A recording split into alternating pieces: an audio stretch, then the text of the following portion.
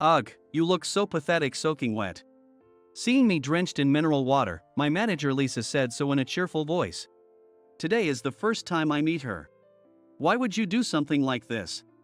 I asked as I wiped my face with a towel a colleague had brought me. Lisa, without a hint of remorse, responded. Because I don't like you. That's all. From her expression, there was no sign of regret. Amidst this, a man hurriedly approached Lisa. He was Benjamin, her father, and the department manager. His expression was the complete opposite of the delighted Lisa. He was pale as if in shock. Lisa, take back what you just said and apologize right now. Benjamin was frantic as he confronted his daughter. Lisa, unable to accept her father's words, retorted. Why should I apologize to such an incompetent employee? Questioning her nerve to call someone incompetent to their face, I silently observed the situation. Faced with his daughter's arrogant attitude, Benjamin quietly began to explain something. Hearing this, Lisa's attitude dramatically changed. The details were: my name is Alexander. I recently graduated college and just started working as an employee. While it might not seem like a glamorous aspiration, I have always dreamed of working at a company. While my peers dreamed of becoming astronauts or pilots, I was the odd one out. Still, regardless of what others thought, I admired the life of a salaried worker. This was largely due to my father. My father, Oliver, never compromised in his work and was deeply trusted within the company. Not just for his results but also for how he valued his colleagues. His attitude was attractive even to me as a child. My father taught me many important things. Particularly, he always said, value people and you can't achieve anything on your own. I heard these words so often they became a guide to live by. Despite his numerous accomplishments and accolades, my father never saw them as his alone. His attitude of humility and dedication to his work was always my aspiration. Father often invited his subordinates and colleagues home. It was clear from these interactions how well liked he was by everyone at the company. He not only discussed work but also listened sincerely to personal matters.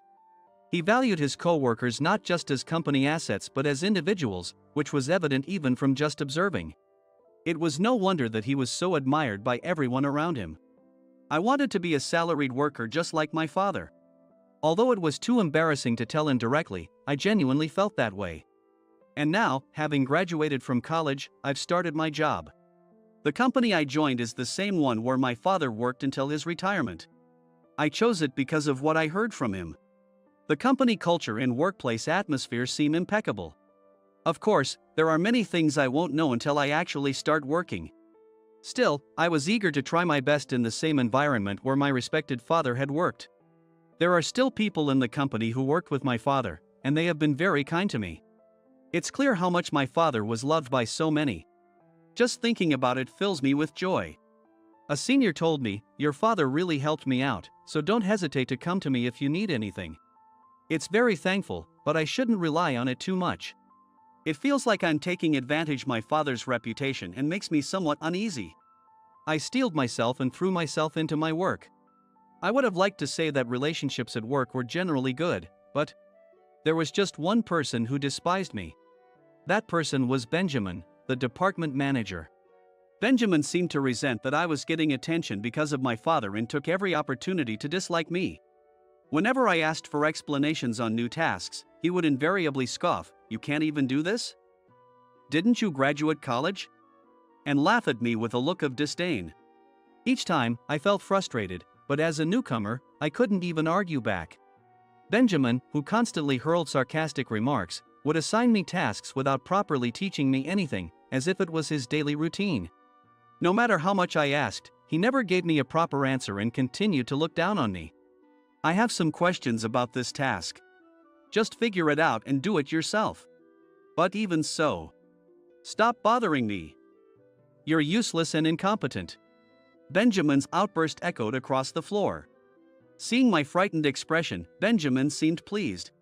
All you do is talk back. What kind of upbringing did your parents give you? His sneering, ugly demeanor as he ridiculed me was nothing short of grotesque. I could have endured being criticized personally. But hearing him speak ill of my respected father was painfully hard to bear. Yet, I couldn't just explode in anger and lash out. I bit my lip and endured. I thought if I could produce results so impressive that no one could criticize them, he would have to acknowledge me. I worked hard with that belief, but Benjamin's attitude didn't change at all. If anything, it only got worse day by day. He even started hiding necessary documents in obscure places, almost driving me to a nervous breakdown. The reason I was able to continue working despite all this was because I was fortunate to have supportive colleagues and seniors. They helped me when they saw me struggling with Benjamin's harassment. Without them, my spirit would have broken long ago. I cannot forget the kindness these people have shown me. Reinvigorated, I doubled down on my efforts. As a result, I became able to handle tasks at a much faster pace compared to others. The label of being the son of a well-regarded former boss no longer mattered. I had earned everyone's respect through my own abilities. My colleagues and seniors rejoiced in my growth as if it were their own. It was just as my father taught, you can't achieve anything on your own. If I continued to produce good results, Benjamin would have to recognize me. With certainty, I continued my daily life, but one day, out of the blue, Benjamin called me in. I hadn't made any mistakes or taken any problematic actions. Wondering what it was about, Benjamin spoke calmly. You seem to be doing well lately. Thank you. I have a suitable job prepared for you. A job suitable for me. Though it seemed a bit suspicious, I was interested. More than anything, I was happy to finally be recognized by Benjamin. What kind of job is it? I leaned in eagerly as I asked Benjamin. I want you to be involved in a project to start up a new branch. Starting up a branch office? I couldn't help but raise my voice in surprise. I thought it was just another office task, so I was pretty surprised. Even without asking for details, I knew it was a significant project. The prospect of setting up a new branch was more exciting than daunting. So, what will it be? Are you in or out? I want to do it. Please let me join the branch setup project. There was no time to hesitate. Even if it meant moving out of state, I was prepared for that. I had that level of resolve. That's the spirit. You're not having second thoughts, are you? Of course not. Hearing my firm response, Benjamin flashed a cunning smile. That expression made me feel a bit worried. And then, in the next moment, Benjamin said something unbelievable. Well then, do your best in Africa. What? It might have been the biggest shock of my life. Unbelievably, the location of the new branch Benjamin mentioned was Africa. Caught off guard by the overseas assignment, I couldn't hide my confusion. That's when I realized, this was Benjamin's trap. Recently, you've been getting cocky because you've sped up your work. Are you sending me to Africa just for that? It's a punishment for a young upstart who thinks he's something just because he can handle his job a bit. It was absurd. I wasn't getting cocky at all. I had never heard of being punished for being competent at work. The more shocked I looked, the more Benjamin's smile broadened. Ultimately, it didn't matter whether I was competent or not to him. The reason wasn't clear, but he just disliked me as a person. Thus, my trip to Africa was decided. When I told my colleagues and seniors about going to Africa, everyone was shocked. Although they knew Benjamin had a malicious character, no one imagined he would go this far. Hopefully, it would all turn out to be just a joke, but that seemed unlikely. And, although I hadn't been told the details, I had agreed to go. It would be my first time overseas, and it would be a lie to say I wasn't anxious, but I had to be resolute. It would likely be years before I could return to this workplace. Encouraged and bid tearful farewells by my colleagues and seniors, I set off for Africa. I will make the Africa branch project a success. It might seem like grasping at clouds, but I saw it as a chance. My state of mind could be described as 80% anxiety and 20% hope. In the end, I just have to do it. I murmured to myself on the plane to Africa. Years passed. After completing the branch setup project in Africa, I returned to the United States. I was to return to the head office. People had changed, and there were many new faces. One particularly notable person was a woman named Lisa, who had become a manager while I was away. As I was making my rounds greeting people at the head office, she appeared out of nowhere. "Are you the guy who was so useless he got shipped off to Africa?" Meeting me for the first time and saying such things right away. I was shocked by her insensitive remarks, but after hearing a certain piece of information about her, I somehow understood. Lisa is actually the daughter of Benjamin, the one who sent me to Africa. From what I've heard from my colleagues, she seems to have a particularly problematic personality. Taking advantage of her father's support, she behaves as she pleases, causing trouble. She hardly does her job properly, spending her day on her phone looking for men on dating apps. Her threat to employees she dislikes is, "If you defy me, you're fired. Pack your bags and leave right away." She constantly makes these selfish demands. Her reputation in the company is the absolute worst. She holds the position of manager only because of her father, and she is nothing but a nuisance. It seems the office was quite stirred up because of her while I was in Africa. Listening to these stories, I was nothing short of appalled. Nevertheless, there are familiar faces of colleagues and seniors at the workplace. They are the people who genuinely worried and supported me when I went to Africa. I went around greeting those I had previously relied on. Everyone was happy about my return. It was a heartwarming reception. Seeing the faces of my colleagues and seniors, I felt genuinely happy. As I was making my rounds, one person approached me. It was Lisa. Her expression was discontent, with a deep frown between her brows. "Hey, you. What is it? I feel like people in the office are way too submissive around you." Apparently, that was the cause of Lisa's displeasure. It shouldn't matter to her how others act towards me, but... Lisa turned to the colleagues and seniors I was talking to and said, "Are you guys stupid, sucking up to someone like him?" Then she walked back to her desk, so I thought she had returned to work. But she came back holding something. It was a plastic bottle filled with mineral water. As she unscrewed the cap, I wondered what she was about to do. Suddenly, Lisa threw the water right at me. I never imagined being doused with water on my first day back at the head office. I was completely soaked. People around were shocked and quickly fetched a towel for me. "Ugh, you look so pathetic, all wet. Why would you do something like this?" "Because I don't like you. That's all." Lisa, smirking without a hint of remorse, smiled. Her smile was just like Benjamin's, and at that moment, I felt the unmistakable link between father and daughter. "By the way, I've heard all about you from Dad." "Dad? You mean Benjamin?"